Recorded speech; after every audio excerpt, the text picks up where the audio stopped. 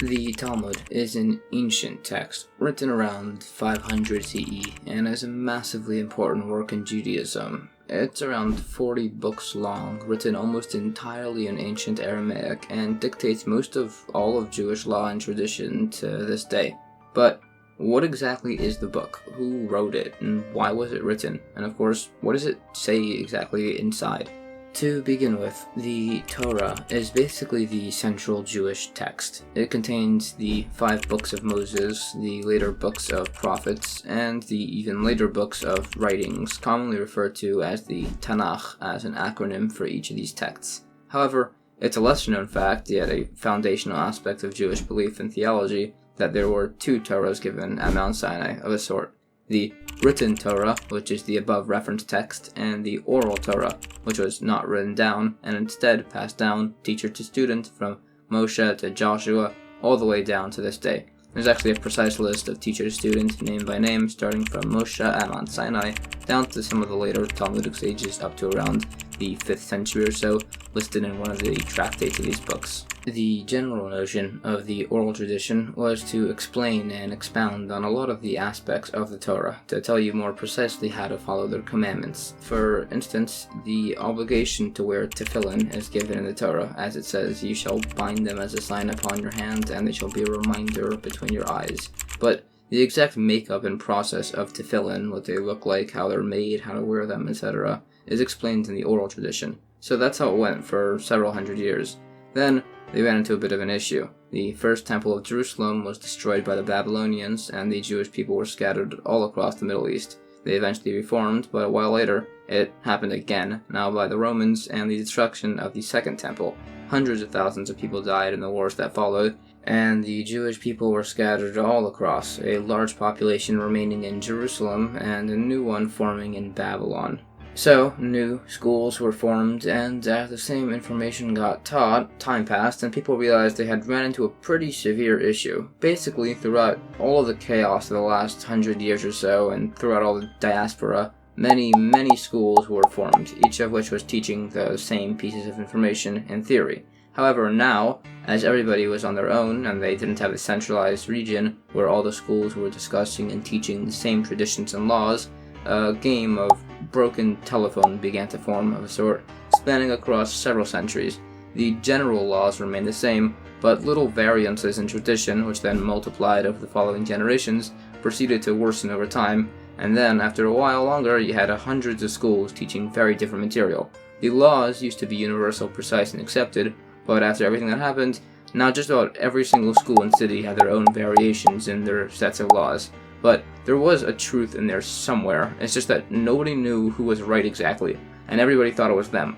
So, the first step of resolution was instituted by the sage Rabbi Yehuda Hanassi, who helped pen the Mishna, an earlier text, which essentially just serves to record all the different opinions, so things can't change any further and get worse. It was also the first real time that the oral tradition had been written down, the lack of which had led to this whole issue to begin with. I mean, there was no original text to consult for this, everything was literally word of mouth, but not any longer. Now it was written down, but it's not super practical, because it's essentially a giant list of opinions from sages or schools that disagree with each other on about every single topic in Jewish law. But there was a way to figure out, essentially, who exactly was right, which is where the Talmud comes in. The Talmud, also known as the Gemara, takes chunks of the Mishna at a time, quoting the different disagreeing opinions, and tries to figure out who has the correct one. They cite biblical sources as proofs, different teachings recorded from other sources, old personal anecdotes as to the actual actions of sages from decades prior, and usually just plain old logic, pitting these opinions against each other to see which ones remain standing, which is where things get a bit more confusing. The Talmud gets sidetracked pretty much all the time. It was basically written by stenographers, essentially recording a bunch of these sages arguing back and forth about these topics, and basically everything discussed got written down, including totally off-topic points. So they go on about personal anecdotes, general life advice, Roman politics, stories, interpretations of biblical verses, points on angels and demons and the supernatural,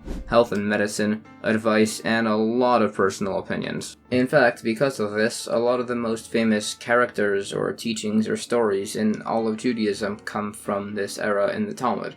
However, there is a very important point in all this, which is pretty much nobody agrees with anybody on anything. If a statement is made in the Talmud, there's pretty much a 90% chance that another sage holds basically the exact opposite opinion. And it's not always that that's the law. With something as simple as lighting the menorah on Hanukkah, there's one opinion that says to light it the way we do now, 1 candle on the first night, 2 on the second, 3 on the third, etc.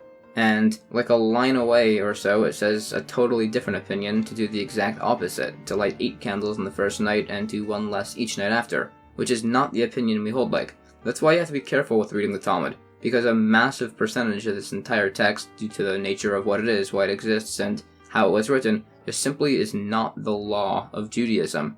There are so many quotes and opinions, and there are some pretty serious hot takes in there, some of which are fundamentally important in Jewish belief, and a massive amount which are simply decided to not be the law, literally just lines apart from the ones we hold like. So it's a very difficult book to read, particularly due to its extremely obtuse nature, and the fact that it's written, as mentioned, almost entirely in ancient Aramaic. This is because this Talmud was written in Babylon. I say this Talmud because there are actually 2 Talmuds, one in Babylon, which is the more commonly studied one, and the other in Jerusalem, both of which basically go over the same topics.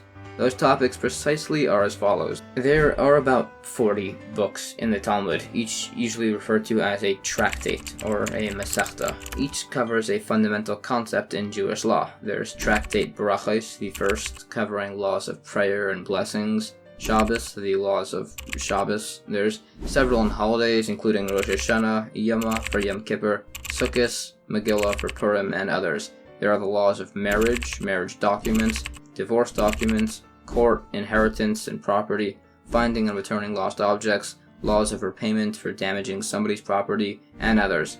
Interestingly, ever since the temple was destroyed, some major fields of Jewish law largely became no longer too practically relevant. The laws of temple sacrifices, which has about a quarter of the entire Talmud dedicated to it, laws of tithes and similar, which is brought up very frequently in basically every book, and many of the laws of purity and impurity, some of which still apply and are very important today, but most of them lack practical relevance. But the Talmud is very long. Each of these books are individually massive, and the general track of learning a portion daily has you finish the entire Talmud once every 7.5 years. Now, you might ask, what's the point of learning this when you can just learn the final conclusions of all the laws? Which is valid. If you want to do that, just get the final conclusive laws of Judaism as a whole. You'd probably want to look at Maimonides, the Rambam's Mishna Torah, which codified basically all of Jewish law, but the Talmud is still relevant. It's just very interesting. There's a lot of fascinating debate and argument and a lot of wisdom in these texts.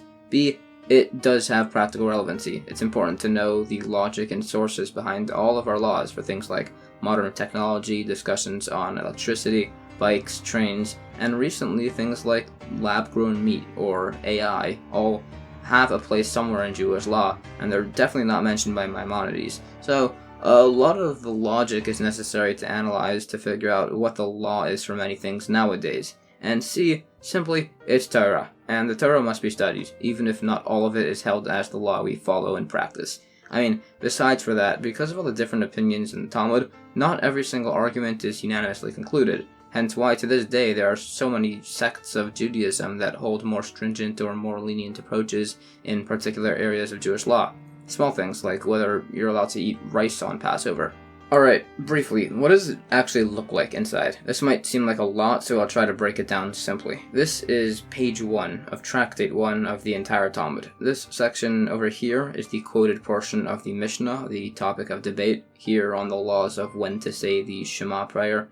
Beneath it, here is the Talmud itself, which is discussing those laws mentioned in the Mishnah. To the side is Rashi, basically the foremost commentary on the entire Talmud and the entire Torah, just explaining cases and asking and answering questions if it's relevant. And to the other side is Tosfos, Rashi's grandchildren, another commentary, usually debating with Rashi and asking other questions and points. Everything else on the sides is just additional later commentaries or sources. The page number is over here at the top.